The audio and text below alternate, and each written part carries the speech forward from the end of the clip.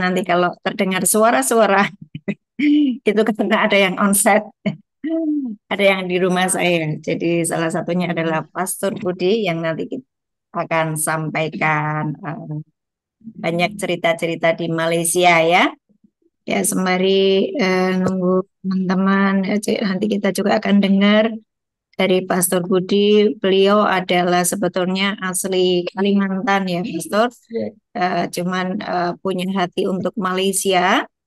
Jadi ada begitu banyak yang sudah dikerjakan di Malaysia. Nanti kita akan dengarkan ceritanya setelah itu baru kita akan belajar tentang selubung Beelzebul ya. Oke, sudah siap semuanya? Oke, mari kita berdoa. Bapa, di dalam nama Tuhan Yesus, kami sungguh mengucap syukur untuk malam hari ini. Kami sungguh merasakan kasih-Mu melingkupi kehidupan kami, Tuhan. Terima kasih, Tuhan, untuk kasih setiamu yang tak pernah habis di dalam kehidupan kami. Tuhan, Engkau memperhatikan kami satu demi satu, Tuhan. Engkau menghubungkan kami satu dengan yang lainnya, Tuhan, sebab kami ini adalah satu tubuh Kristus. Terima kasih, Tuhan. Terima kasih buat malam hari ini. Kami mengucap syukur juga untuk kehadiran Pastor Budi dari Malaysia yang berkunjung ke Semarang khusus untuk berjumpa dengan kami. Tuhan adalah anugerah di mana kami sungguh-sungguh menikmati divine connection yang Tuhan taruh di dalam kehidupan kami. Kami mau belajar untuk menghormati setiap divine connection yang Tuhan kerjakan atas setiap kehidupan kami. Terima kasih Tuhan, dan hari ini kami mau belajar lebih lagi. Kami mau mendengar kesaksian dan urapi setiap kami, urapi juga Tuhan internet di rumah kami masing-masing, tidak mati lampu, di dalam nama Tuhan Yesus. Roh Kudus bekerja dahsyat atas kami semua di rumah kami masing-masing dan menjamah kami semuanya. Kami persilakan Roh Kudus bekerja sebebas-bebasnya dan kami mengikat setiap roh jahat yang hendak berusaha untuk mencuri kebenaran firman Tuhan di dalam nama Tuhan Yesus. Mari Tuhan beracarlah di tengah-tengah kami di dalam nama Tuhan Yesus. Haleluya. Amin. Amin. Amin. Ya, hari ini kita akan undang Pastor Budi untuk sampaikan sesuatu dan salam buat KKS ya. Yuk silakan Pastor Budi, silakan. Oh, di sini. Ada. Oh, Silakan. haleluya. Shalom buat kita semua. Puji Tuhan. Mas, terima kasih Bu buat waktunya bersama dengan Bapak.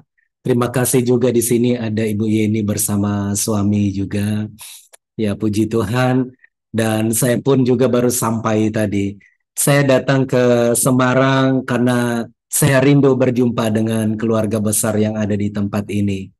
Ya, karena pelayanan mereka ketika mereka melayani di Malaysia, di Sarawak, kami sangat diberkati. Haleluya. Puji Tuhan, terima kasih Bu buat waktunya. Haleluya, puji Tuhan. Dan kita percaya semua kita di tempat ini kita mau menikmati yang terbaik dari Tuhan melalui pengajaran yang disampaikan oleh Ibu Ana buat kita bersama-sama. Membangun kita, menguatkan kita, supaya kita lebih mengerti lagi apa yang harus kita kerjakan buat Tuhan. Ya, ada kesaksian sedikit mengapa saya pergi ke Sarawak sampai ke Sarawak yang Malaysia. Dan sebelumnya ada satu ayat, apa yang tidak pernah dipikir, apa yang tidak pernah dilihat, apa yang tidak kita pernah pikir, apa yang tidak pernah timbul di dalam hati, itu yang Tuhan sediakan. Tadinya saya tidak pernah berpikir tentang Malaysia. Saya hanya berpikir, saya mau melayani di Indonesia saja. Tetapi itulah Tuhan kita, Tuhan yang dahsyat, Tuhan yang ajaib. Dia bawa saya ke sana dengan caranya yang ajaib. Nah, yang saya mau saksikan malam hari ini, Bu, ketika saya sudah berada di Sarawak. Nah, ketika posisi saya sudah ada di Sarawak, awalnya hati saya macam mengeraskan hati saya, saudara-saudara, teman-teman semua. Saya seperti mengeraskan hati. Saya bilang, ini macam bukan tempat saya, Bang. Padahal Tuhan sudah suruh saya pergi ke sana, tetapi saya sendiri yang mengeraskan hati.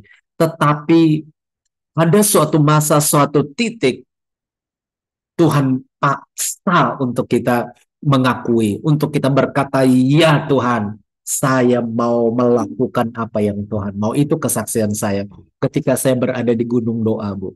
Ya, ketika saya berada di Gunung Doa, pada masa itu saya sudah kurang lebih 4 bulan saya ada di Sarawak. Tetapi tubuh saya memang ada di Sarawak, di Malaysia. Tetapi macam pikiran saya masih ada di Indonesia begitu.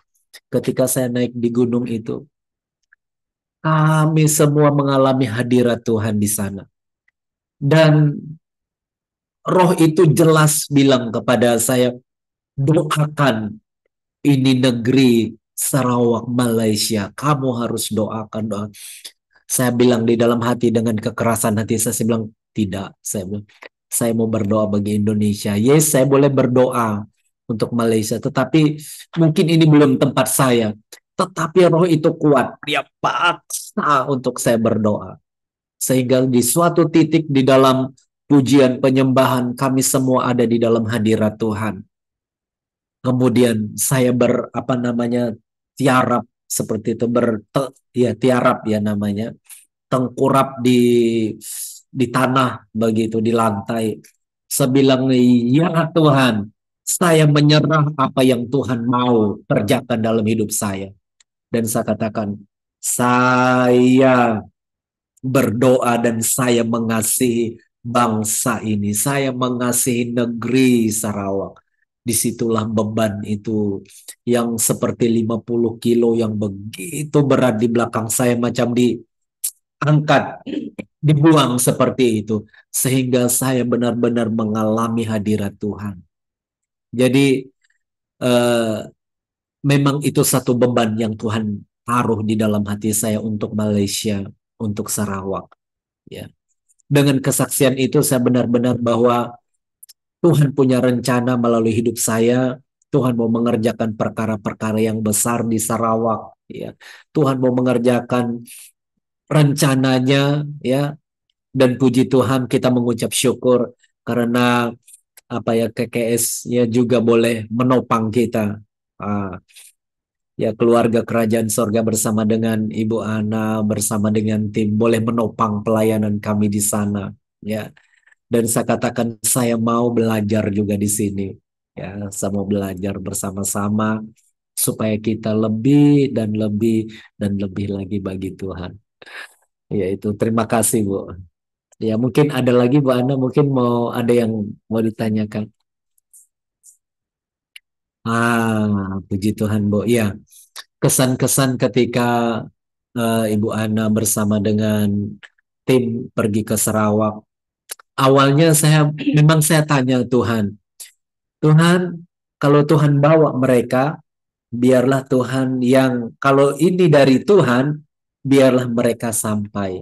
Tetapi kalau bukan dari Tuhan, Tuhan punya cara sendiri. Tetapi rupanya sudah dibagi tanggal, yes, saya katakan ini dari Tuhan ini. Itu sebab saya sampaikan kepada Ibu Nancy, ya Ibu Nancy, bawa mereka ke sini. Jadi terima kasih dan kami sangat senang sekali ketika Ibu Ana bersama dengan tim boleh melayani kami di Sarawak. Kami sangat diberkati. Dan jemaat-jemaat pun bilang, wah, bila lagi mereka mau datang sini. Kapan lagi maksudnya eh, tim ini boleh datang ke Sarawak. Kami terbuka, ya, kami terbuka. Kapan saja mau bawa tim yang banyak pun kami siap. Kesan kami sangat diberkati dengan pelayanan itu dan terima kasih Bu. Kami berharap itu bukan hanya apa ya, pertama kali, tetapi biarlah jadi iya awal dari perjalanan yang panjang karena di sana banyak jiwa-jiwa Bu. Baik di rumah panjang juga banyak, ya, banyak sih. Iya. Nah, kalau di Sarawak itu ada namanya yang rumah panjang. Jadi ada rumah itu biasanya dihuni oleh suku-suku orang Dayak. Baik itu suku Dayak Iban, Dayak Kenyah, kemudian Dayak Kayan, dan memang rata-rata suku-suku Dayak yang agak masuk ke dalam mereka punya rumah panjang. Jadi satu rumah panjang itu ada yang 40 pintu. Nah, 40 pintu. Ada yang 30 pintu. Jadi tergantung kepanjangan rumah itu. Dan di sana memang haus, mereka haus, ya, pengajaran. Nah, jadi memang next time bolehlah di rumah panjang itu adalah suku-suku Dayak asli di sana. Itu mereka yang masih punya sebenarnya masih punya pegangan pegangan itulah pegangan agama. Kalau Iban bilang agama agama lama itu. Agama mereka yang lama, agama keharingan atau agama banyak istilah itu agama-agama kepercayaan. Tapi itu menjadi doa kita, itu juga menjadi pergumulan kami juga karena ada satu rumah panjang yang sudah terbuka, Bu, di Sarawak dan mereka sudah terima Yesus sebagai Tuhan dan Juru Selamat. Di satu rumah panjang 21 pintu. Bisa ya. Setiap pintu satu keluarga. Iya. Iya, iya, satu keluarga besar. Jadi pintunya panjang. Mereka masih ada family-family macam itu panjang. Iya. Dan masih banyak lagi yang perlu kita jangkau di sana. Itulah penginjilan misi kita ke depan. Jiwa-jiwa bagi Kristus. Bukan bagi kita, tapi bagi Kristus. Ya, itu saja.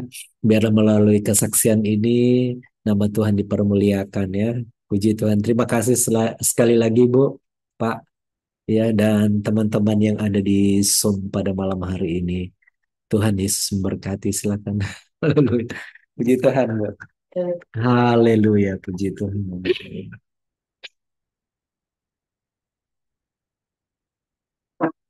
Ya, Bapak Ibu, itulah sedikit cerita dari Malaysia ya. Dan kita KKS nggak hanya melayani sekali nanti di Malaysia, tetapi ini adalah awal dari perjalanan panjang yang kita akan lakukan. Nanti akan terus saling bantu, saling menolong ya. Oke, dan hari ini eh, kita masih melanjutkan tentang pelajaran Beelzebul ya, selubung Beelzebul. Selubung Beelzebul. Masih ingat beberapa waktu yang lalu saya sampaikan kenapa Tuhan menyuruh kita mengampuni 7 kali 70 di dalam satu hari adalah supaya tidak ada luka sedikit pun di dalam hati kita. Ya, Tuhan tidak menginginkan ada satu luka kecil di dalam diri kita sehingga iblis itu punya akses untuk masuk dan menghancurkan apa yang Tuhan Yesus sudah kerjakan atas kehidupan kita. Ya, dan waktu saya memberikan pelajaran tentang Beelzebul itu benar-benar yang dalam 1 minggu ini saya itu ketemu dengan mereka, ya, dengan spirit itu, dan bahkan itu nyata ya, real. Tahu-tahu ada yang menghubungi saya minta pelayanan pelepasan, tidak hanya satu, beberapa orang, ya, dan kasusnya sama, adalah tentang Beelzebul. Apa itu Beelzebul? Adalah roh jahat yang berupa lalat, ya. Dan kita tahu bahwa kalau kita punya luka, ya, dan itu tidak segera kita tutup, lalat-lalat akan mengerumuni dan membuat sebuah infeksi di dalam luka tersebut. Demikian pula dengan luka hati. Ya, itulah kenapa Tuhan menyuruh kita untuk benar-benar mengampuni. Bu, kenapa diulang-ulang? Biarin saya ulang-ulang untuk terus itu terngiang-ngiang di dalam hati dan pikiranmu, karena hampir setiap hari kita menghadapi orang-orang yang menyakiti kita, betul? Yang membuat kita jengkel, yang membuat kita emosi, yang membuat kita sakit hati, membuat melukai dan mengingatkan trauma kita di masa lalu. Ya toh? Nah, inilah yang saya akan terus sampaikan karena apa? Kalau iblis atau Beelzebul tadi berhasil masuk ke dalam hidupmu, itu akan menghancurkan semua yang Yesus sudah kerjakan atas hidupmu. Rugi. Ya, panggilan kita adalah imamat yang rajani, itu kita tidak bisa berfungsi sebagai imamat yang rajani.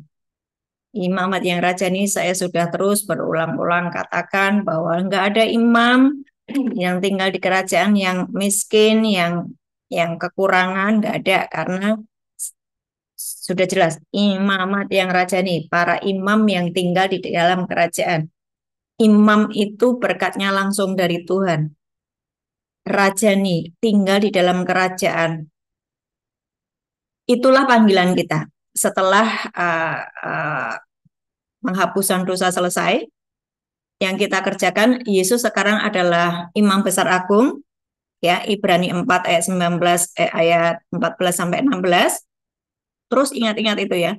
Yesus itu sekarang proses pengampunan dosa sudah selesai, dan Yesus sekarang adalah berfungsi sebagai Imam Besar Agung yang mendoakan kita setiap hari dengan segala macam masalah kita. Dia adalah imam yang terus mendampingi hidup kita, mendoakan kita setiap hari.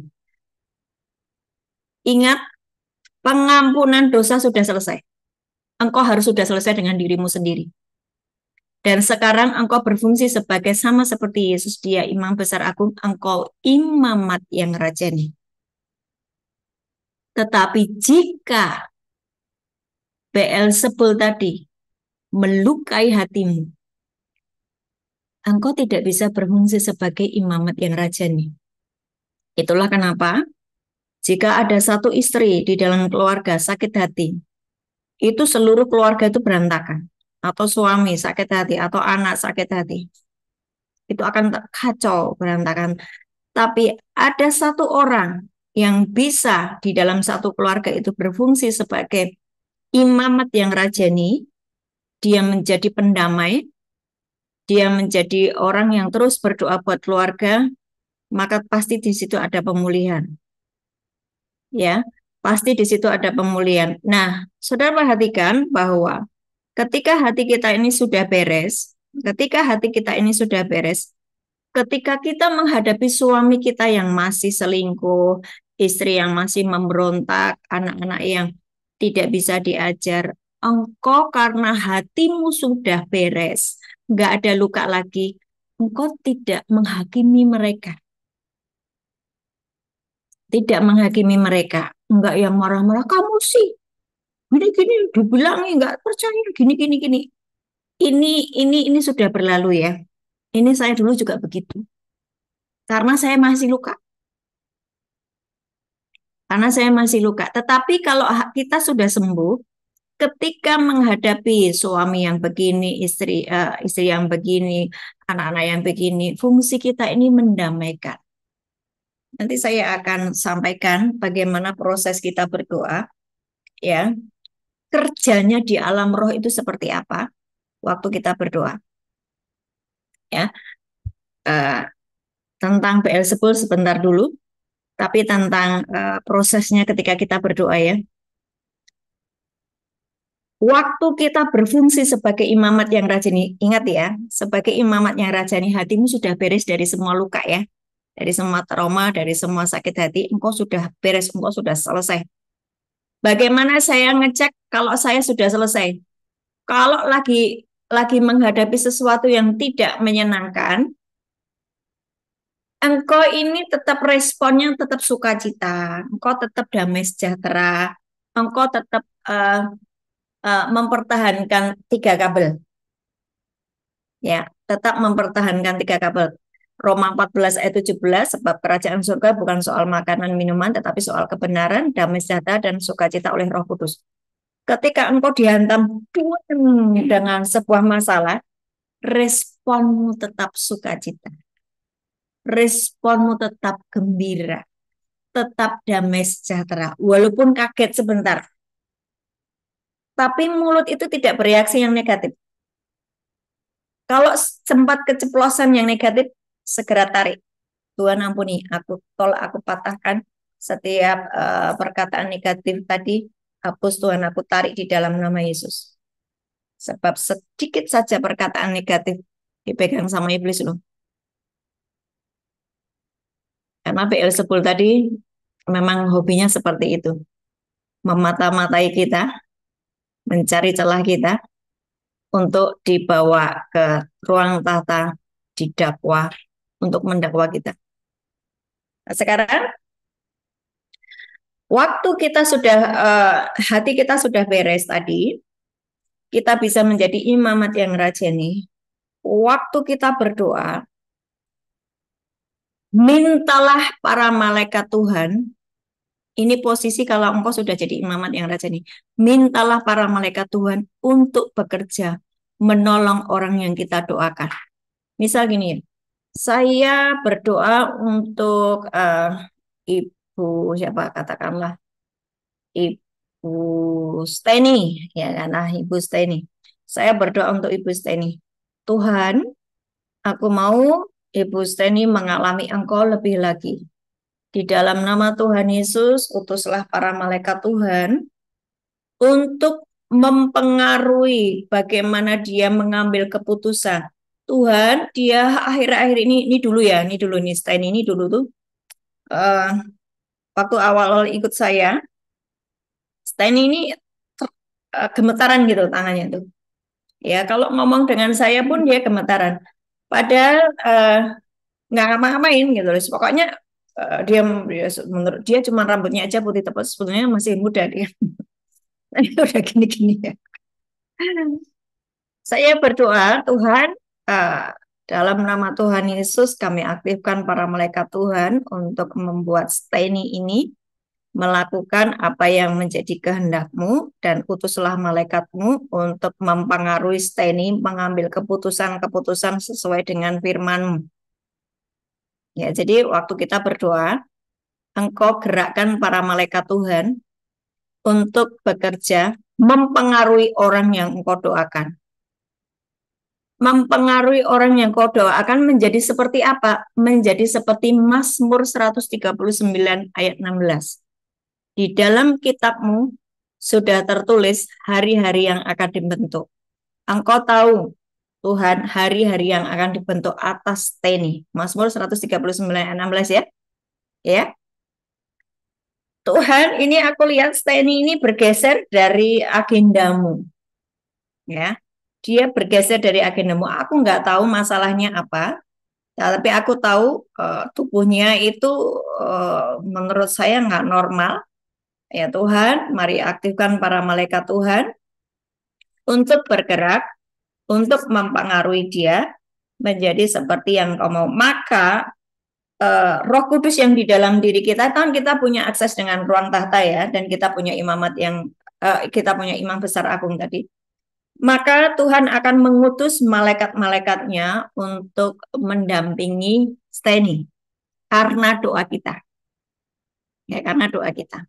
Terus malaikat itu nanti akan mempengaruhi si Steny ini mengambil keputusan-keputusan yang sesuai dengan firman Tuhan. Entah dalam mimpi, entah dalam pendengaran, entah dalam intuisi atau sebuah perasaan. Kayaknya memang ada yang tidak beres nih dari hidupmu. Karena Bu Ana tadi bilang, ada yang tidak beres dari hidupmu. Karena Tuhan tidak menciptakan kita begini-begini kan gitu kan ya. Normal, you sehat tubuh, jiwa, dan roh. Nah, setelah itu, kenapa kita mesti mengaktifkan malaikat Tuhan? Karena kalau kita ini hidup supranatural, kita harus mengaktifkan yang supranatural. Waktu Abraham mau mencari menantu, dia menyuruh pembantunya, hambanya, untuk mencarikan jodoh di tempat saudaranya di Laban, di tempatnya Laban sana ya. Dan bagaimana caranya dia ketemu dengan perempuan yang memang itu jodoh dari Tuhan? Coba dibaca di Kejadian, kalau nggak salah Kejadian 24 ya. Ayat berapa itu? Nanti malaikat Tuhan akan menolong engkau untuk menemukan seorang perempuan yang dengan kriteria seperti ini. Dan memang betul, eh, hambanya Abraham tadi melihat perempuan yang memberi minum kepada domba-dombanya. Dan disitulah ketemu. Yaitu ada kata malaikat. Malaikat Tuhan akan berjalan di depanmu. Ya. Kemudian Daniel 9 ayat 23-24 itu juga ketika Daniel berdoa, malaikat Tuhan datang. Betul ya? Hari pertama sejak dia berdoa, sebetulnya doanya sudah dijawab. Ya, tetapi penghulu Persia menahan doanya itu supaya ia ditahan sama penghulu Persia, ya. Dan malaikat Mikael membantu Gabriel supaya Gabriel segera bisa menjumpai Daniel. Ya, pelayanan malaikat itu real dan hari-hari ini Tuhan menginginkan kita mengaktifkan yang supranatural tadi. Jangan terlalu natural. Engkau adalah makhluk supranatural. Ingat, ada begitu banyak yang Tuhan Yesus sudah sediakan untuk pelayanan kita, untuk keluarga kita, untuk hidup kita. Tapi ada begitu banyak anak-anak Tuhan yang tidak paham, sehingga mereka tidak mengalami penyediaan Tuhan tersebut. Yang kedua, setelah engkau mengaktifkan malaikat, Efesus 2 ayat 1-2. Coba diperhatikan. Efesus 2. Ini cara engkau menjadi imamat yang rajanian. Nanti bahas setannya nanti aja, nggak penting itu setannya. Yang penting tuh yang kita pelajari adalah bagaimana ketetapan Tuhan. Ya, Efesus 2 ayat 1-2. Kamu dahulu sudah mati karena pelanggaran-pelanggaran dan dosa-dosamu. Kamu hidup di dalamnya karena kamu mengikuti jalan dunia ini, karena kamu mentaati penguasa kerajaan angkasa, yaitu roh yang sekarang sedang bekerja di antara orang-orang durhaka. Roh yang sedang bekerja di antara orang-orang durhaka itu siapa? Penguasa kerajaan angkasa. Iblis, roh-roh jahat. Ketika engkau sudah mengaktifkan malaikat tadi, ya, yang harus engkau kerjakan adalah mengikat roh-roh jahat yang membelenggu siapa yang sedang kau doakan. Fungsi imamat rajani tadi loh.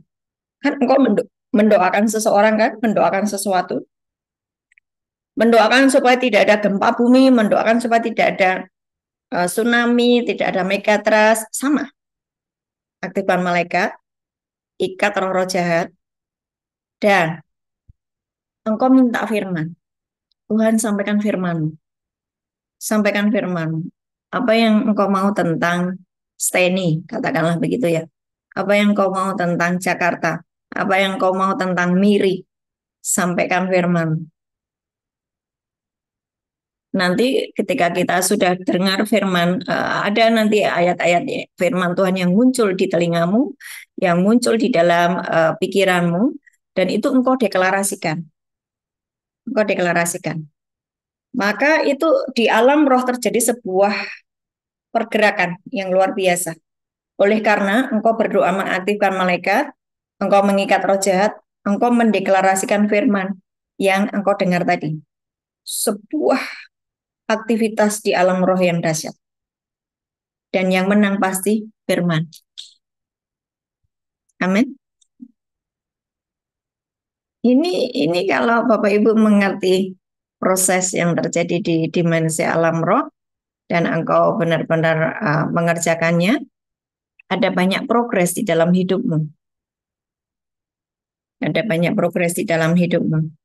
Nah, setelah itu engkau harus cek apa yang sudah engkau doakan, apakah terjadi sesuatu. Itu yang disebut mentoring. Ya, itu yang disebut mentoring. Jangan cuek dengan sekelilingmu. Karena engkau dipanggil sebagai jadikanlah semua bangsa muridku. Semua punya tugas memuridkan. Tidak hanya pastor-pastor. Kalian semua adalah hamba kebenaran. Kalian semua hamba Tuhan, hamba Allah. Karena dulu memang saya majikannya iblis, dulu saya memang taat kepada penguasa-penguasa di udara, tetapi sekarang saya setelah memiliki demikianlah sekarang saya memandangnya bahwa saya sudah mati bagi dosa dan hidup bagi Allah di dalam Kristus Yesus. Roma 6 ayat 11. Cara pandangmu sudah ngerti bahwa kamu sudah nyatu, manusia lamamu sudah mati, engkau menjadi manusia baru, di dalam dirimu adalah Kristus yang muncul, bukan dirimu. Engkau sudah mati, Kristus yang muncul, engkau menjadi imamat yang rajani. Berdoa, aktifkan malaikat, ikat roh-roh jahat, deklarasikan firman yang kau dapat, terus mentoring, terus cek. Hasil dari doa-doamu itu apa? Engkau cek orang yang sedang kau doakan. Steny tiba-tiba dia berkata kepada saya, Ibu terima kasih, saya sudah tidak tremor lagi. Saya tremor itu dulu ternyata saya masih luka, saya masih sakit hati dengan saudara saya dengan bla bla bla gitu kan ya. Tapi begitu ibu menegur saya, nggak bisa, kamu nggak bisa begitu, kamu harus sehat tubuh jiwa dan roh. Maka dia sembuh dan sampai hari ini coba bisa cek kalau ketemu Steny yang di Jakarta ya, dia sehat. Amin. Nah begitu. Dicek sampai apa yang kita doakan terjadi. Sekarang kita masuk kepada si Beelzebul tadi ya. Ya.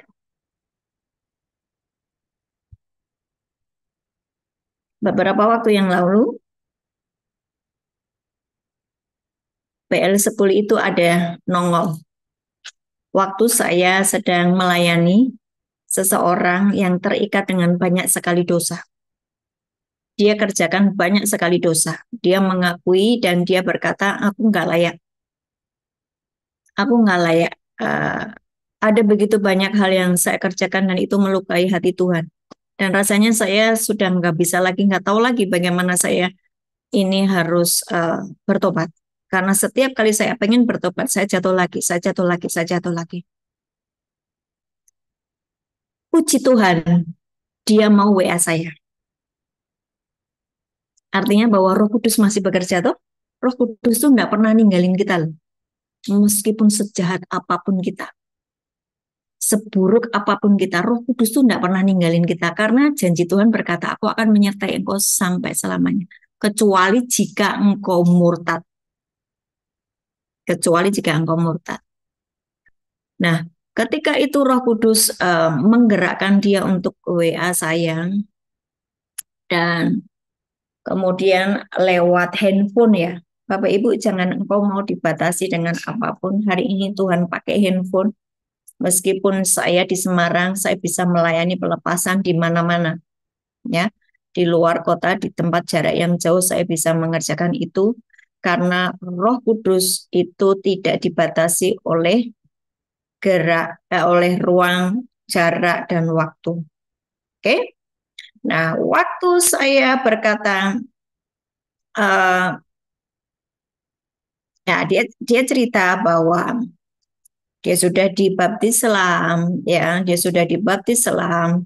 Terus dia berkata bahwa sejak saya dibaptis justru saya makin jahat.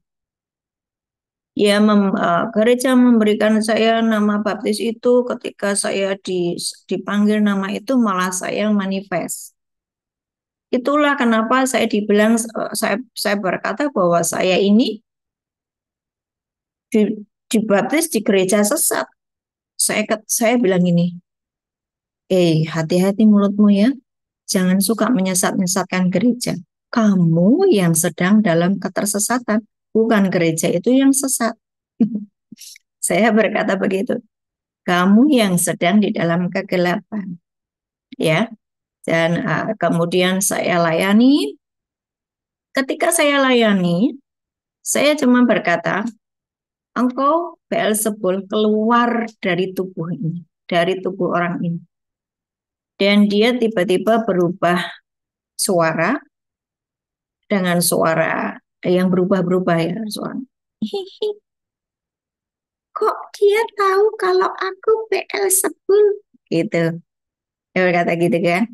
Lewat anak yang saya layani tersebut. Ya, aku tahu. Karena kamu membuat awalnya luka si anak ini, tapi kamu membawa begitu banyak teman-teman. Sekarang aku perintahkan keluar. Alot, Bapak Ibu. Itu sangat alot untuk apa namanya diperintahkan keluar karena memang dia sudah nyaman di situ. Sudah nyaman di situ. Oleh karena apa? Yaitu tadi, ketika kita tidak segera membereskan luka batin kita, dia akan membuat selubung. Ya, selubung itu membuat mata rohani kita buta, telinga rohani kita tuli terhadap setiap kebenaran firman Tuhan. Ada 3 strategi iblis terhadap umat Tuhan. Yang pertama adalah membuat selubung untuk membutakan mata rohani orang-orang. Ya, untuk membutakan mata rohani orang-orang. 2 Korintus 4 ayat 4. 2 Korintus 4 ayat 4. 2 Korintus 4 ayat 4, yaitu orang-orang yang tidak percaya, yang pikirannya telah dibutakan oleh ilah zaman ini sehingga mereka tidak melihat cahaya Injil tentang kemuliaan Kristus yang adalah gambaran Allah. Dia membuat kita buta.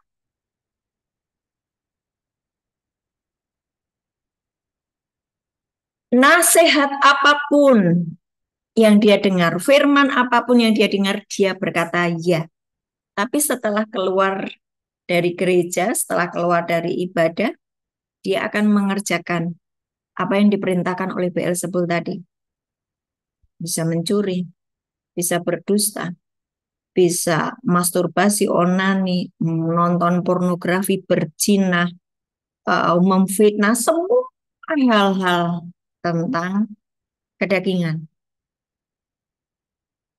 Ya. Dan itu untuk dia bertobat, untuk dia lepas dari itu agak sulit karena dia akan membuat layer demi layer, nutup selubung demi selubung, selubung demi selubung, selubung demi selubung. Gitu kerjaannya dia. Makanya Paulus di Efesus 1 ayat 17 sampai 19 boleh dibuka ya, Efesus 1 17 sampai 19, berdoalah seperti ini. Nah, ini yang kita kemarin kan kalian mengikuti terus ya. Saya sering bahas ini menjadi doa kita. Efesus 1 17 sampai dengan 19.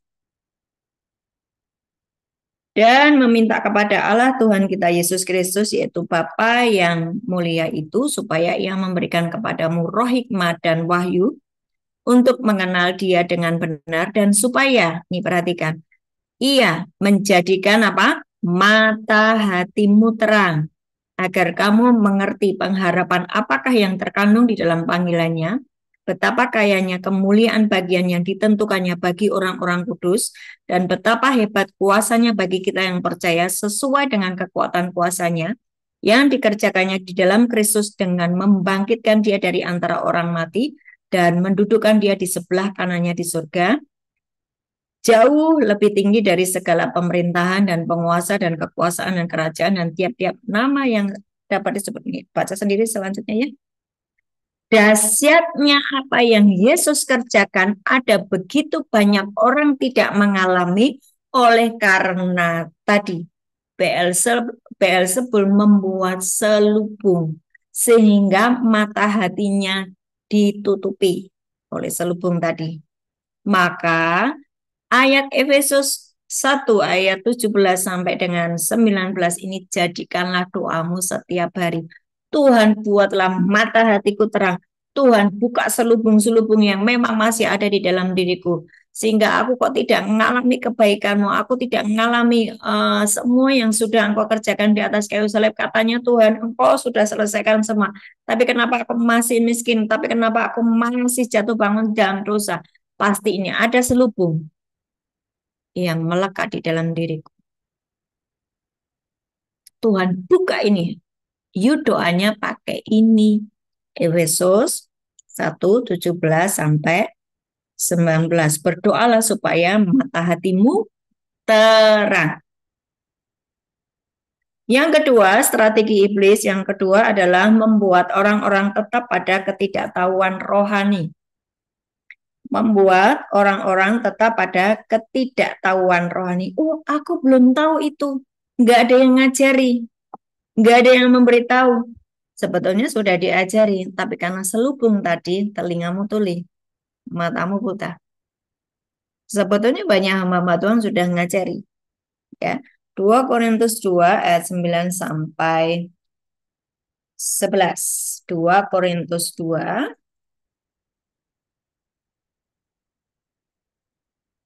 ayat 9 sampai dengan 11. Seperti ini nih saya rindu dengan Mas Yu ya. Biasanya dia akan memunculkan ayatnya.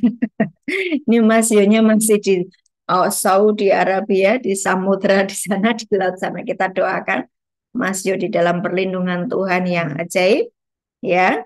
Dan para malaikat Tuhan berkemah sekeliling Mas Yu yang sudah setia melayani di KKS. Tuhan, Engkau sertai Mas Yu.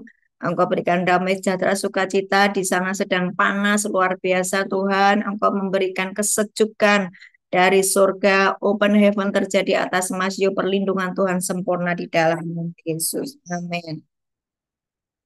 2 Korintus 2 ayat 9. Sebab justru itulah maksudnya aku menulis surat kepada kamu, yaitu untuk menguji kamu apakah kamu taat di dalam segala sesuatu. Sebab barang siapa yang kamu ampuni kesalahannya, aku mengampuninya juga. Sebab jika aku mengampuni seandainya ada yang harus kuampuni, maka hal itu kubuat karena kamu di hadapan Kristus supaya iblis jangan beroleh keuntungan atas kita. Sebab kita tahu apa maksudnya. Jadi iblis itu akan membuat kita tidak tahu apa-apa karena dosa yang kita kerjakan itu membuat dia memberikan selubung. Nah, selubung itu membuat kita jadi nggak ngerti apa-apa. Padahal rajin ke gereja. Ini yang saya sering dapati. Ke gereja Senin sampai Minggu, setiap hari pergi ke gereja. Tapi hidupnya nggak berubah tuh. Pelayanannya gitu-gitu aja. Dimulai dari apa? Hati yang luka toh? Nggak bisa mengampuni, sebentar-sebentar tersinggung, sebentar-sebentar sakit hati, sebentar-sebentar khawatir, cemas, overthinking. Nah, ini pekerjaan iblis nih. Selubung itu tetap ada di dalam dirimu sehingga membuat engkau tidak bisa mengerti apapun yang disampaikan dalam pengajaran-pengajaran baik di gereja maupun di komsel-komsel. Iblis mengambil keuntungan dengan ketidaktahuan kita. Dengan apa? Tipu muslihat, penyesatan yang tidak kentara. Ketidaktahuan membuat banyak selubung-selubung semakin banyak di dalam pikiran-pikiran kita. Nah, oleh karena itu Bapak Ibu harus mengerti dasar-dasar firman-Nya. Ya. Dasar-dasar firman itu engkau harus tahu supaya selubung-selubung itu kebuka dengan sendirinya. Matius 24. Nanti bagi Bapak Ibu yang merasa engkau mengalami selubung-selubung itu, boleh raise hand, boleh tulis di chat untuk kita doakan bareng-bareng ya. Oke, Matius 24 ayat 11. Banyak nabi palsu akan muncul dan menyesatkan banyak orang. Ayat 24.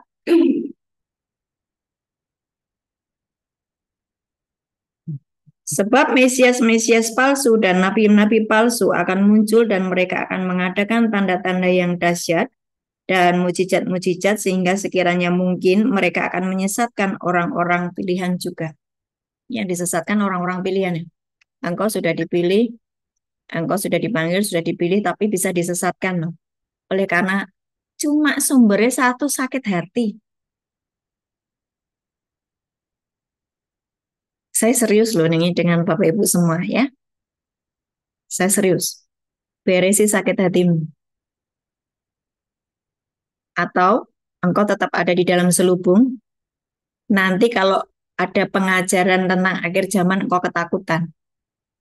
Tandanya orang yang lagi dengar pengajaran akhir zaman ketakutan berarti masih ada selubung.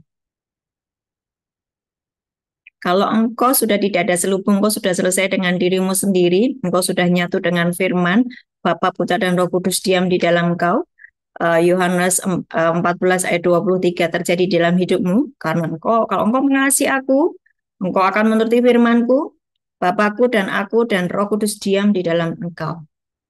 Udah nyatu. Dengar pengajaran akhir zaman. Yeay, Yesusku dahsyat. Antikris ditiup dengan nafasnya habis. Ya nggak bisa kena yang namanya nabi palsu. Ya nggak bisa kena yang namanya antikris. Apa nabi palsu? Contoh begini ya. Ada seorang hamba Tuhan ya yang dia memiliki, ini real, ini kisah nyata. Memiliki otoritas yang tinggi di sebuah lingkungan gereja, di sebuah istilahnya apa ya? Pokoknya dia petinggi di gereja. Kemudian mempengaruhi, ini laki-laki, mempengaruhi seorang perempuan untuk memuaskan hawa nafsunya, melayani dalam seks. Dan dia memakai istilah, aku ini petinggi di gereja. Ya, jadi engkau sedang melayani aku, itu berkat Tuhan turun atas semua. Ini oleh karena engkau tidak tahu, oleh karena engkau sakit hati, oleh karena engkau itu tadi loh, tanahmu masih Ibrani 6 ayat 8 itu yang kemarin saya bahas itu ya. Kalau tanah hatimu masih semak duri, engkau akan mendatangkan kutuk atas dirimu sendiri, ya. Itu berbahaya sekali. Ketika ada seorang hamba Tuhan yang engkau menghormati dia sebagai hamba Tuhan dan iblis itu memakai selubungnya tuh tipis banget. Nah, engkau sudah jatuh cinta dengan dia, mulailah terjadi yang namanya penyesatan. Dan berkata bahwa ini enggak apa-apa. Ini engkau sedang melayani hamba Tuhan. Tidak ada pecinah yang masuk surga ya. Baca di Wahyu 21, Wahyu 22. Ya, terus kemudian 1 Korintus 6 ayat 9 ya. Tidak ada pecina, tidak ada banci, pembulit yang masuk di dalam kerajaan surga. Karena engkau tahu firman, jadi engkau tahu bagaimana penyesat itu datang. Karena hatimu sudah sembuh. Amin. Kalau hatimu masih sakit, kamu ditipu sama apapun, ya. Ayo terus jalan dalam penyesatan. Mboten nggih? Tidak boleh. Oke? Banyak kejadian-kejadian, banyak hal-hal yang hari-hari ini sedang muncul dan itu orang berkata, kok bodoh sekali ya? Memang iblis bikin kita bodoh. Kalau engkau tidak segera memberesi hatimu. Efesus 5 ayat 6. Efesus 5 ayat 6. Janganlah kamu disesatkan orang dengan kata-kata yang hampa, karena hal-hal yang demikian mendatangkan murka Allah atas orang-orang durhaka. Ya, jadi sekali lagi, jangan kamu disesatkan orang dengan kata-kata yang hampa. Harusnya kata-kata yang keluar dari mulut dia adalah firman. Karena hal-hal yang demikian mendatangkan murka Allah atas orang-orang durhaka. 2 Tesalonika 2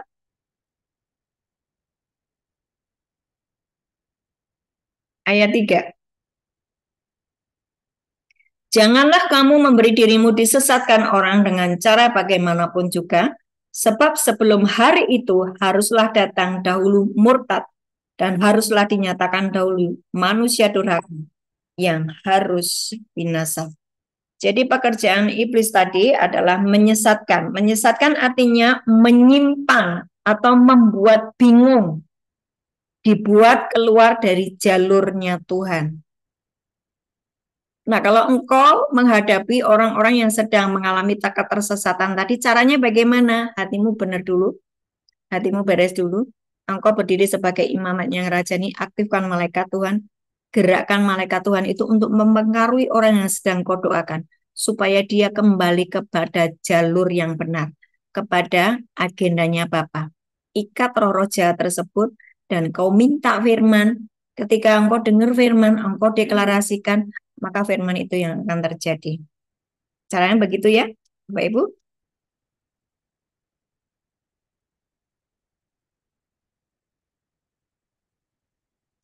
Sepertinya kalau KKS nih seperti ini sudah pada paham semua ya. Tapi yang jadi masalah adalah menjaga hati tahir itu yang jadi masalah. Proses-prosesnya sih ngerti aku Bu, udah paham itu. Tapi itu sing sulit itu menjaga hati dan pikiran itu selalu tahir itu loh Bu. Karena setiap hari dia menyakiti saya. Bukankah Kolose 3 ayat 1 sampai dengan 3 berkata dengan jelas. Pikirkanlah perkara yang di atas. Kalaupun fakta dan data berkata yang lain, tetap pikirkan apa yang Yesus sudah kerjakan. Ya, buatlah fakta dan data yang kau lihat itu berubah. Pakai apa? Firman. Pikirkanlah perkara yang di atas. Ngapain kita harus memikirkan perkara yang di atas? Semua Yesus sudah kerjakan. Segala keputusan, baik di bumi, di surga, ditentukan di ruang tahta, di sebelah kanan Bapa. Disitulah keputusan-keputusan dibuat. Dan engkau, saya, Bapak Ibu semua adalah tubuh Kristus. Engkau juga sudah ada di sebelah kanan Bapa. Kalau 70 kali 7 sudah engkau kerjakan. Loh, ya sebetulnya kan muter-muternya gitu terus toh. Tapi kenapa sulit mengerjakannya? Kenapa sulit? Ada yang namanya kutub hukum Taurat. Ya, kita masih berkata bahwa untuk menjadi kudus, aku harus begini, harus begitu, harus begini, harus begitu. Ya, padahal ada banyak kesaksian di surga, orang-orang yang dibawa ke surga. Tuhan, aku sudah bikin gereja ribuan di bumi. Aku sudah memenangkan banyak jiwa-jiwa, puluhan ribu orang sudah percaya kepadamu. Terus, mana rumahku? Enggak ada rumahnya. Rumahnya di barak-barak. Aku begini. Karena menurutmu, apa yang kamu kerjakan itu adalah dengan kekuatanmu sendiri. Kamu begitu sombong, begitu congkak.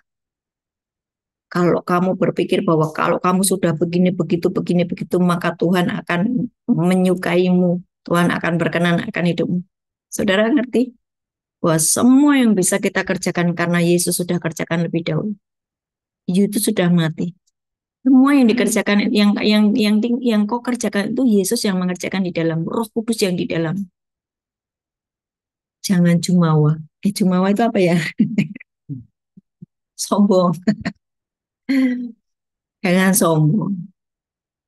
Ya, dan jangan harus ini harus itu. Enggak, nempel saja sama Tuhan. Tuhan, semua yang aku lakukan karena Engkau yang mengerjakannya bagiku. Engkau yang hidup di dalam aku yang membuat aku bisa mengerjakan ini itu ini itu. Amin. Itu saja yang bisa saya sampaikan hari ini. Bagi siapa yang mau bertanya silakan chat. Atau kalau engkau mengalami engkau dikerubungi oleh Beelzebul, saya akan doakan hari ini. Apa ciri-cirinya orang yang dikerubungi oleh Beelzebul? Diomongi firman apapun, kamu tetap melakukan hal-hal yang Tuhan tidak suka. sudah pelayanan sampai ke ujung bumi, kutub utara, kutub selatan. Kamu sudah sampai ke sana-sana. Tapi kena singgung temanmu sebentar kamu sudah drop.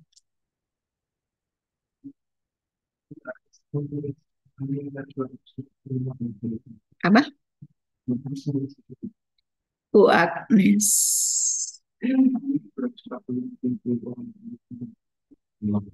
Panjang. Kenapa? Kenapa Pak? Kenapa Pastor? Ada 20 berapa? 245 pintu. Kami ada 245 pintu. Wow, Ya, 240 pintu. 45 pintu Bu Agnes. Oke. Iya. Oh iya, ya ini aku baca nih. Kami 245 pintu orang Ulu, Kayan atau Kenya. Ya ini pasti masih campur ya. Mereka masih campur dengan kepercayaan yang lama. Walaupun mereka mungkin sudah menjadi Kristen, tetapi manusia lamanya itu masih mengikat atau masih masih ada di dalam mendarah daging di dalam dirinya, nyampur dengan dia percaya Yesus. Itulah mereka tidak mengalami terobosan. Itu ayatnya di 2 Korintus 5 ayat 4 ya. 2 Korintus 5 ayat 4, karena kamu mengaku menjadi ciptaan baru, tetapi manusia lamamu masih engkau pakai, maka engkau akan mengalami yang namanya tekanan hidup. Oleh karena itu banyak orang-orang seperti itu masih sakit gitu ya, masih uh, dikuasai oleh roh-roh jahat ya, masih seperti itu. Nah itu mari kita untuk doakan. Saya mau khusus untuk berdoa buat keluarga Bu Agnes Angel yang di Miri ya, untuk keluarga besarnya yang 245 pintu. Istilahnya rumah panjang ya, rumah panjang. Bapak, hari ini kami berdoa untuk keluarga Ibu Agnes Angel di dalam nama Tuhan Yesus untuk 245 pintu ya dalam rumah panjang ini Tuhan. Tuhan, kami percaya bahwa satu orang bertobat seluruh keluarga diselamatkan. Engkau sudah memilih Bu Agnes Angel untuk menjadi imamat yang rajani Tuhan. Hari ini dia sudah mendengar tentang bagaimana menjaga hati dan pikiran tetap tahir, dan biarlah Tuhan dia bisa berdiri di ruang tahta dan berdoa buat 245 pintu ini di dalam nama Yesus. Mereka semua akan mendapatkan lawatan Tuhan malam hari ini. Roh Kudus menjamah dan para malaikat Tuhan mulai bergerak. Yes, para malaikat Tuhan mulai bergerak, mengikat, menghancurkan setiap kuasa kegelapan, setiap roh jahat yang masih membelenggu hidup mereka di dalam nama Yesus. Kami ikat, kami patahkan di dalam nama Tuhan Yesus. Kami berdiri sebagai imamat yang rajani, kami menjalankan agenda Bapa, dan kami hanya melakukan apa yang Tuhan perintahkan. Dan firman Tuhan berkata, Mazmur 139 ayat 16 harus terjadi dikenapi bahwa ketika mereka dilahirkan, mereka harus mengerjakan agenda Bapa. Mari para malaikat Tuhan, pengaruh seluruh keluarga besar ini untuk mereka mengerjakan agenda Bapa saja di dalam nama Yesus. Dan aku berkata kepada engkau Beelzebul, selesai engkau hari ini. Kami ikat, kami patahkan, kami hancurkan di dalam nama Yesus. Roh Kudus bekerjalah, jamah dalam nama Yesus. Lepaskan mereka dari penjara-penjara pikiran, buka selubung-selubungnya. Roh Kudus menerangi mata hati mereka. Mereka bisa mendengar, mereka bisa melihat kuasa Tuhan sedang bekerja. Amin, amin, amin dalam nama Yesus. Oke. Siapa yang mau bertanya atau mau didoakan, silakan tulis atau buka mic-mu untuk langsung berbicara. Silakan. Shalom Ibu. Ya, shalom Bu Adik. Pelajaran Ibu 2 atau 3 minggu mengampuni 7 kali 70 kali Beelzebul itu saya ulang-ulang Bu.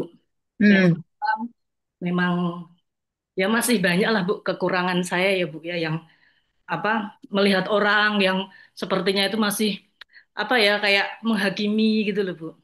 Ya pelan-pelan Bu saya belajar untuk mengampuni. Nah, suatu saat ada acara Bu, acara kantor dia ibu-ibu itu. Pikiran saya Mm. udah mulai itu Bu, melihat orang yang gimana gimana itu udah terus saya aduh enggak wah dia baik saya tuh pikiran gitu dulu dia pernah enggak dia baik sebegitu terus Bu pikiran saya tak gituin terus Bu dia baik enggak apa-apa anu aku sudah mengampuni dan dia udah nggak punya salah apa udah selesai gitu Bu tibalah acara Bu outbound. Kelompok kami itu selalu kalah Bu di ada Mm. 3 pos itu menang hanya sekali. Terus nggak tahu gimana ternyata malah kami ini juara umum Bu. Terus Oh. bingung kan loh kok bisa sih juara umum karena apa? Ternyata yang dinilai bukan menang lombanya tapi ternyata kelompok saya itu rapi katanya. Saat Mm. suruh kumpul-kumpul, saat suruh bikin yel-yel langsung jadi gitu. Dan menurut saya itu suatu apa ya grace dari Tuhan gitu loh Bu. Kok bisa gitu loh. Biasanya nggak pernah Bu ada kegiatan itu menang tuh saya tuh nggak pernah gitu loh. Terus ada kegiatan lain bikin kerajinan Bu. Saya nggak bawa kacamata Bu. Saya kan udah plus kacamatanya. Nggak kelihatan saya udah putus asa gitu loh. Udah nggak lah saya nggak ikut. Itu perorangan saya nggak ikut saya nggak bisa. Terus saya lihat kok, tapi semuanya kok mengerjakan saya nggak enak, Bun. Pelan-pelan Bu saya kerjakan sampai saya tuh terakhir sendiri selesai semuanya udah pada makan istirahat. Saya tetap apa saya kerjakan gitu loh Bu. Dan apa yang terjadi Bu saat pengumuman pemenang, pemenang ketiga disebutin. Yang kedua tuh saya loh Bu, yang juara Mm. sampai Oke. teman-teman pada ngeliatin saya. Ah, kok kamu sih tadi kan kamu paling terakhir kamu yang tadi kayaknya nggak mau nggak pakai kacamata iya ya aku juga bingung giliran kasih hadiah Bu ibu pimpinan tuh ngelihat yang nomor satu kamu bisa juara satu karena apa dilihat ah kamu nggak rapi nih digituin Bu yang juara satu kanan 3 itemnya 2 sebelah kiri udah nggak sama harusnya kamu nggak juara satu lihat punya saya Bu dia beliau nggak komentar cuma ya tapi begitu teman-teman lihat, oh iya ya kamu ternyata rapi. Padahal di awal saya yang apa udah putus asa, males, tapi saya tetap enggak lah. Lainnya pada kerjakan masa saya santai-santai. Jadi memang untuk mengampuni, terus menjaga pikiran selalu apa ya terkoneksi itu luar biasa Bu. Entah. Ya Bu keren. Saya tuh nggak Keren. pernah Bu, lomba-lomba juara nggak pernah. Nggak pernah, dulu nggak pernah. Demikian Bu dari saya. Terima kasih Bu atas pengajarannya. Ada begitu banyak manfaat dari kita menjaga hati dan pikiran. Tiba-tiba kita ketemu divine connection, ketemu dengan orang-orang yang memang Tuhan tetapkan untuk kita bertemu ya. Ada tiba-tiba engkau menang dalam lomba, tiba-tiba kamu mengalami kemujuran-kemujuran itu dampak dari engkau menjaga hati dan pikiran tetap tahir. Keren kan?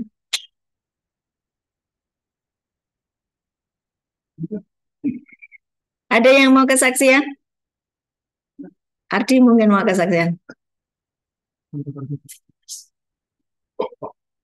Oh, Bapak apa sana? Oke, ada lagi? Ada lagi yang mau kesaksian atau bertanya?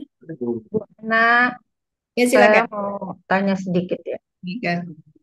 Tadi kan Bu Ana bilang kalau kita eh, mau berdoa meminta pada para malaikat mengaktifkan buat menolong kita mendoakan orang lain, ya Bu ya. Hmm. Mungkin ya seperti saya, Tuhan memberikan saya apa bisa ketemu dengan KKS, bisa eh, mengalami banyak hal di sini. Hmm. Tuhan istilahnya menuntut saya untuk memberi kesaksian kepada orang lain tentang apa yang saya pernah alami gitu. Hmm. Jadi banyak yang ketemu secara ya mungkin bukan atas kehendak Tuhan juga ya Bu, yang pernah mengalami hal yang sama dan saya harus memberikan semangat gitu supaya Hmm. orang itu bisa keluar dari permasalahan hidupnya yang mungkin eh, enggak bukannya istilahnya beres sama sekali, tapi paling enggak dia bisa mengalami sesuatu yang luar biasa lah gitu. Hmm. Jadi seperti pada saat seperti itu, eh, saya selalu berkaca sama diri saya sendiri. Tuhan, apakah orang-orang yang ketemu dengan saya bukan secara kebetulan karena Tuhan menginginkan saya untuk membantu orang lain seperti Tuhan membantu saya. Dan yang saya mau tanyain, pada saat kita mengaktifkan malaikat dan mengikat roh-roh jahat, eh, kadang-kadang ada keraguan, bisa nggak ya saya apa membawa orang lain gitu, supaya mengalami sesuatu hal yang saya alami seperti ibu memberikan eh, apa pengajaran ibu kepada saya seperti ini. Bisakah saya membawa orang lain untuk mengalami hal seperti yang saya alami? Seperti itu, Bu. Bisa dong. Kan dasar firmannya jelas ada, ya. Dasar firmannya jelas. Eh, jadi Yesus berkata, Kalau kamu percaya kepadaku, kamu akan melakukan pekerjaan-pekerjaan yang lebih besar, yang sama seperti yang aku lakukan, bahkan yang lebih besar daripada yang aku lakukan." Yesus kan berkata begitu. Dan semua semua eh, ayat-ayatnya jelas ya Bu. Yang tadi ada pasukan malaikat, yang tadi dibilang bahwa engkau harus mengikat roh jahat, itu kan ya ada, semuanya ada jelas. Bisa Bu, Ibu akan bisa mengerjakan seperti yang saya kerjakan, seperti yang Yesus kerjakan. Ibu masih ingat yang 9 hal yang harus engkau kerjakan di tahun 2025, ya? Yang keberapa itu? Akan mengerjakan seperti mentornya. Yang ketujuh? Yang keberapa? Yang keberapa? Menjadi seperti Kristus. Itu. Yang ke-8. Yang ke-9 kan hidup di ruang tata. Menjadi seperti Kristus. Bisa, Bu. Maju terus. Dan bagaimana mengeceknya bahwa kamu sudah mengerjakan seperti yang Tuhan kerjakan adalah ketika engkau mendoakan seseorang, jangan ditinggal. Engkau harus melihat dia sampai dia mengalami progres ya Bu. Itu namanya mentoring atau memuridkan. Ya, namanya mentoring atau memuridkan. Bisa Bu Mika. Ya, Bu Ana, terima kasih. Dan kalau engkau sudah bertanya begitu, sebentar lagi kamu bisa mengerjakan itu. Dan memang kamu sudah mengerjakannya. Iya, Oke? iya, Dan makasih. ingat ya, ketika ada intimidasi dari iblis yang berkata, oh kamu nggak layak, itu jangan didengerin. Dan itu jangan membuat engkau drop.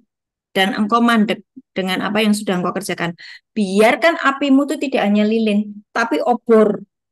Kalau obor itu sulit untuk dipadamkan.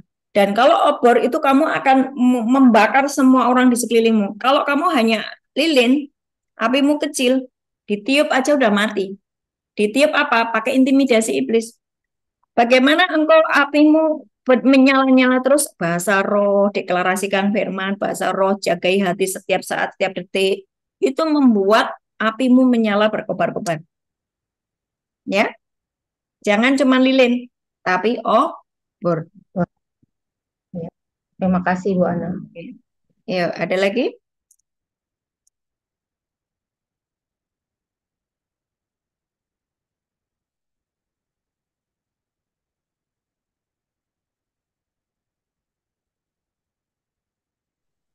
Shalom Bu Ana.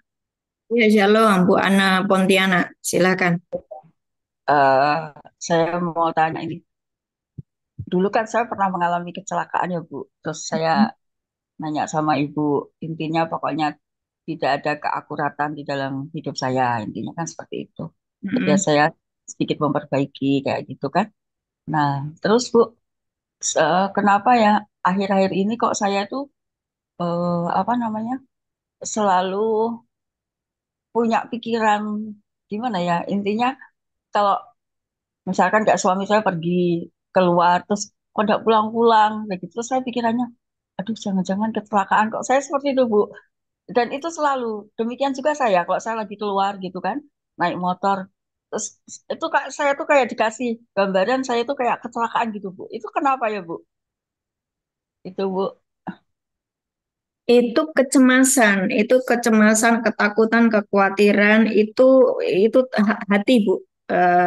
Pelajari di Oh, Matius 13 yang ayat tentang empat tanah hati itu loh. Matius 13 ya. Ya, kekayaan, kekhawatiran itu kan, Ya, ya, ya ya, kan? ya. Masih Oh, ingat oke, oke. pelajaran itu ya? Nah, Ya, itu ya. bicara tentang berarti hatimu itu memang masih ada trauma, masih ada luka, masih ada trauma, trauma. Karena kamu pernah Oh, jatuh.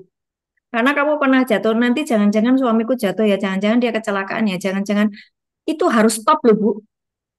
Karena iya angka sih 4 saya. ayat 23 di atas segala Ya, hatilah apa yang kamu pikirkan, karena apa yang kamu pikirkan itu yang menentukan hidupmu, toh.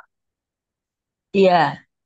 Lah, terus saya ya itu apa ingatkan apa yang Ibu bilang kan kalau segala sesuatu yang apa namanya pokoknya yang tidak berasal daripada Tuhan harus cepat dikebaskan gitu. Ya saya kalau ingat terus langsung saya kebaskan kayak gitu. Terus hati merasa damai sejahtera. Tapi itu nanti terus datang lagi. Saya sampai berpikir apa saya ini lagi nggak akurat apa gimana? Saya takut sekali Bu. Gitu. Ceritanya gitu sih Bu. Ya, Ibu mesti latih setiap hari ya. Terus deklarasikan firman. Kalau masih ada ketakutan berarti kasihmu di dalam Tuhan belum sempurna. Kasih yang sempurna melenyapkan ketakutan toh. Ada ayat yang mengatakan begitu. Kasih yang Iya, iya, sempurna melenyapkan ketakutan. Berarti iya. kalau kamu masih ada takut, ada kasihmu yang belum sempurna, Tuhan penuhi aku dengan kasihmu. Tuhan sembuhkan hatiku, sembuhkan traumaku. Bersihkan hatiku. Aku mau Yesaya 36 ayat 26 terjadi atas hidupku. Tuhan memberikan kepadaku hati yang baru, roh yang bersih.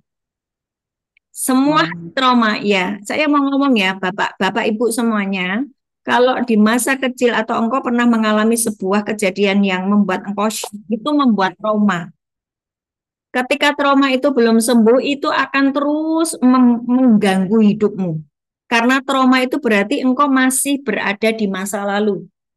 Padahal engkau hidup hari ini harus mengarahkan matamu ke depan loh. Tuhan bisa membuat banyak keajaiban di depanmu. Dia berjalan di depanmu toh. Yang di belakang ya sudahlah. Sudah selesai itu. Iya, Bu. Saya Baik, Bu. saya banyak melayani orang-orang yang trauma itu stuck loh ekonominya, trauma. Stuck ekonominya, terus kemudian keluarganya berantakan gitu ya karena trauma. Nah, yang namanya trauma, jangan mengasihani diri sendiri. Engkau harus benar-benar sembuh dan nikmati semua yang Tuhan sudah kerjakan atas hidupmu. Amin. Amin. Baik, terima kasih, Bu. Yeremia 29 ayat 11 diucapkan berkali-kali. Sebab aku ini mengetahui rancangan-rancangan apa yang ada padaku mengenai kamu, demikianlah firman Tuhan, yaitu rancangan damai sejahtera dan bukan rancangan kecelakaan. Tadi kan Ibu takut kalau suamimu kecelakaan, toh? Nah, ayat ini harus diucapkan berulang-ulang ya, Bu. Bukan rancangan kecelakaan untuk memberikan kepadamu hari depan yang penuh harapan. Yeremia 29 ayat 11. Iya, baik, Bu.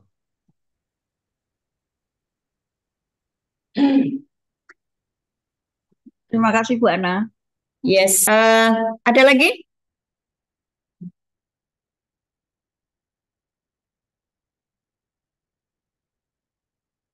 Ada lagi? Enggak. Sek. Ada lagi? Ayo yang mau bertanya. Kok nggak ada? Selesai dan kita akan berdoa untuk Bapak Ibu semuanya. Ya karena saya ada tamu ini, tamu saya harus saya urusi. Oke, nggak ada? Ada pertanyaan nggak? Ayolah, cepat. Ada? Bu Agnes, ada yang mau ditanyakan yang dari Malaysia yang gabung hari ini? Ya, ada Bu Nisi. Bu Nisi. Hai, Bu Nisi. Mana Bu Nisi? Bu Nisi, Bu Agnes yang dari Malaysia ada pertanyaan? Geleng-geleng. Sudah cukup jelas ya? Berarti intinya apa? Menjaga hati dan pikiran tetap tahir ya, tetap suci, kudus, tahir ya. Mengampuni 70 kali 70 dalam sehari. Jangan biarkan iblis ambil alih atas hidupmu ya. Oke, mari kita berdoa. Yuk, kita berdoa yuk. Bapak, kami mengucap syukur buat firman-Mu hari ini. Kami percaya Tuhan, firman-Mu iya dan amin, dan kami sedang menikmati semua yang Tuhan sudah kerjakan atas kehidupan kami. Dan hari ini kami buka selubung-selubung yang ada di dalam diri kami. Kami memutuskan Tuhan untuk kami sembuh dari semua trauma, dari luka batin, dari semua intimidasi iblis. Tuhan, kami mau Tuhan diberi hati yang baru, roh yang bersih di dalam nama Yesus. Dan terangi mata hati kami Tuhan dengan roh hikmat pewahyuan turun atas kami. Kami menjadi satu dengan hati-Mu, kami menjadi satu dengan pikiran-Mu. Dan kami akan mengerjakan banyak hal ajaib di akhir zaman ini. Dan menjadi rekan kerja-Mu yang dahsyat dan ajaib. Dan kami melakukan tugas sebagai imamat yang rajani. Menjadi rekan kerja Tuhan. Terima kasih Tuhan. Urapi setiap kami yang mengikuti malam hari ini. Urapi kami Tuhan. Kami lihat. Yes, aku melihat para malaikat sedang bergerak. Bergerak terus, bergerak terus, bergerak. Para malaikat Tuhan bergerak di rumah kami masing-masing atas jiwa-jiwa yang mengikuti Zoom malam hari ini. Di dalam nama Tuhan Yesus. Dan buka selubung-selubung ini. Ikat roh-roh jahat yang masih membelenggu kami. Di dalam nama Yesus kami perintahkan keluar dari hidup kami. Kami memutuskan kami adalah bait Allah. Kami adalah bait Allah, dipenuhi dengan roh Allah saja di dalam nama Yesus. Dan kami memutuskan untuk sembuh, mengampuni siapapun, mengampuni masa lalu kami. Dan kami tidak mau trauma lagi, kami sembuh hari ini. Dan kami benar-benar berdiri di ruang tahta-Mu menjadi para imam yang tinggal di dalam kerajaan. Terima kasih Tuhan.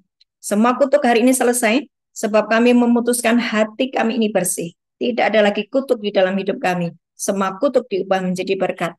Dalam nama Yesus, kami menjadi orang-orang yang presisi akurat sesuai dengan firman-Mu. Dalam nama Yesus, angkat tanganmu terima berkat. Tuhan memberkatimu dan melindungimu. Tuhan menyinari engkau dengan wajah-Nya dan memberi engkau kasih karunia. Mercy and grace. Tuhan menghadapkan wajah-Nya kepadamu dan memberi engkau damai sejahtera. Amin. Amin. Damai sejahtera loh ya. Tuhan kasih kamu damai sejahtera ya. Yang masih konflik-konflik segera diselesaikan supaya iblis tidak bikin selubung yang makin banyak. Oke, yang masih berantem dengan saudaranya, yuk cepat selesai ya. Dan kita bekerja dahsyat buat kerajaan surga. God bless semuanya. Yang di Jakarta kita ketemu nanti tanggal 9 Agustus saya akan ada di LAI. Bagi yang minta dilayani untuk baptis selam, silakan menghubungi Ibu Monica atau siapapun yang bisa dihubungi atau menghubungi saya. God bless semuanya. Terima kasih Bu Ana. Terima kasih Bu Ana. Terima kasih Bu Ana.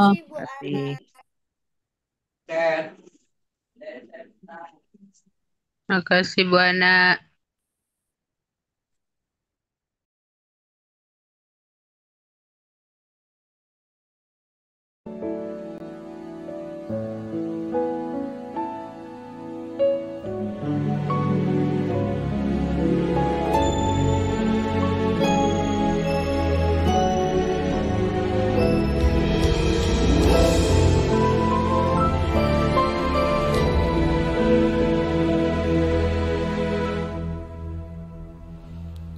Dengan apa ku dapat naik ke gunung Tuhan, rinduku bertemu denganmu. Dengan hati yang murni, tangan yang bersih, ku naik ke atas gunung kudus Tuhan. Dengan apa ku dapat naik ke gunung Tuhan, rinduku bertemu denganmu. Dengan hati yang murni, tangan yang bersih, ku ku naik ke atas gunung kudus Tuhan. Walau gelombang badai menerpaku, kan tetap berdiri tegak memandang wajah-Mu Tuhan. Takkan ku serahkan hidup kepada dunia ini, setia selesaikan pertandingan. Aku berjanji mengejar yang berkenan kepada Bapa. Kebenaran, damai sejahtera, sukacita oleh Roh Kudus. Aku berjanji hidup dalam kekudusan,